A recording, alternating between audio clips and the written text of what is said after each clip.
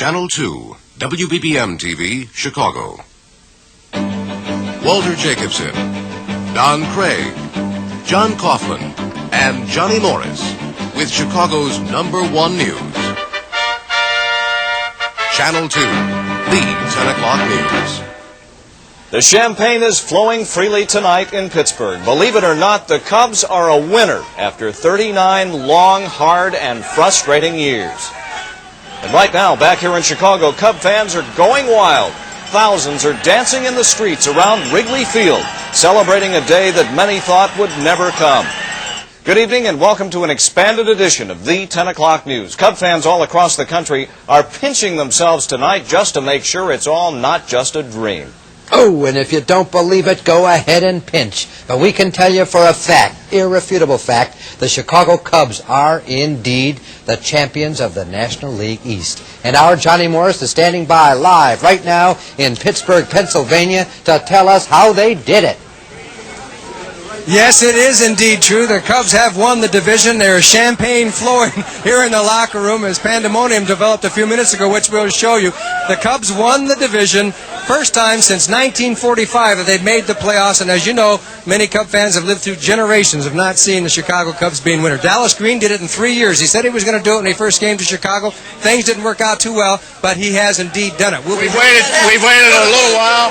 The Cub fans have waited a lot longer, but I'm proud of today and proud of my ball players. They did a great job. Were you getting a little nervous at all last week? Yeah, I got to admit it, I was, but Sunday's effort was the kind of baseball that the Chicago Cubs have played all year, and that was the kind of effort that we needed to get ourselves back on track. We did it! We beat them! And they'll never ask me about 69 again! Hey, you're drinking beer. What are you doing here? It wasn't too hot. It was not too hot in the summer of '84! Okay, Keith, we're still some action going on here. That suit is good around here. Well, this suit is ruined. Hey, this is a big day for you. Big night, big season. Well, first of all, I want to thank the good Lord for the opportunity just to be on a ball club that has a chance to be a world champion. You know, there's a lot of teams in baseball. I've been one of those teams the last 2 years that don't have a chance to do that. We got the opportunity now to go a little further with the fans and the 8 million people in Chicago. Y'all keep rooting for us. Y'all are our DH. We really need you. And so I think that right now the only thing I'm thinking about is, hey, let's enjoy this, and then let's take on the Padres, and y'all come out and root for us. Okay, you know, one quick thing. The Sutcliffe trade, of course, that was a key. But it got you to be able to play every day because you were sharing the money. I don't know anybody else in this Chicago does. Part of the trade as far as you're concerned, huh? Yeah, it was an opportunity to stay in Chicago. You know, I'm like any other player in baseball. I want to play baseball. I just wanted the opportunity to play, and I got the opportunity, and I've tried to take advantage of it the best I can. I enjoyed my 25 teammates and the fans of Chicago. Thank you, everybody. Okay, Keith, thanks a lot. Have a good time, but get rested up for the playoffs, okay? All right, well, that's a week away. Okay, Keith Moreland. Now let's go out on the field where Jeannie is standing by. Okay, Ron, say. I'm sitting by out here with Jim Frey, who just saw himself on the scoreboard up here. You'll see. Yeah, they're going to come back to me. Yeah. It was pretty wild, and you were a pretty happy man. Now you've had a little time to reflect. I have. And a scale of 1 to 10. I went back to my room and dried off, really. I couldn't see. They kept pouring that stuff in your eyes, and you can't see, but it was a wonderful feeling. It really was.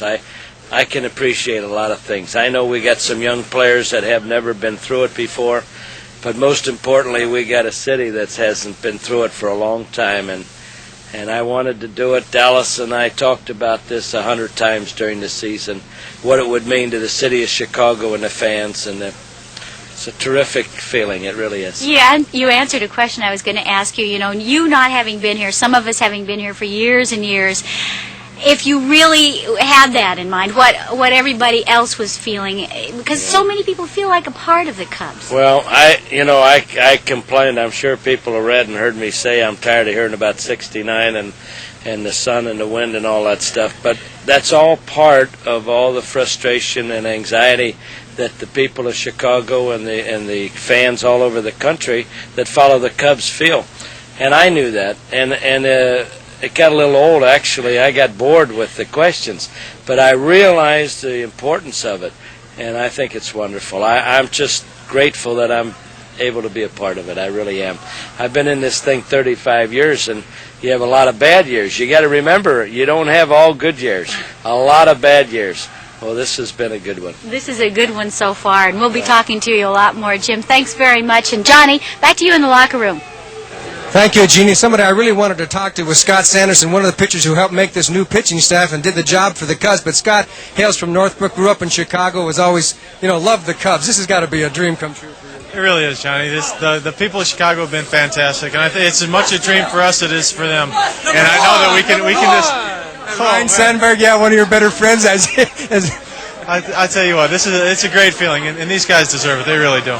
Okay, enjoy yourself and get ready for the playoffs. Thank you very much, Johnny. Appreciate it. A lot. Scott Sanderson of the Chicago Cubs, one of the pitchers who made the difference. Remember, they had 3 pitchers, new pitchers. They had Trout come from last year, then they got Eckersley after the season started. They got Rick Sutcliffe after the season started. They got Scott Sanderson in between seasons. That was the real difference. There's a lot of reasons for the Cubs winning this division, but it's that new pitching staff. The Cubs had some pitching. Okay, we'll be back with more sports later on, but right now let's go back to Walter and Don. Thank you, John.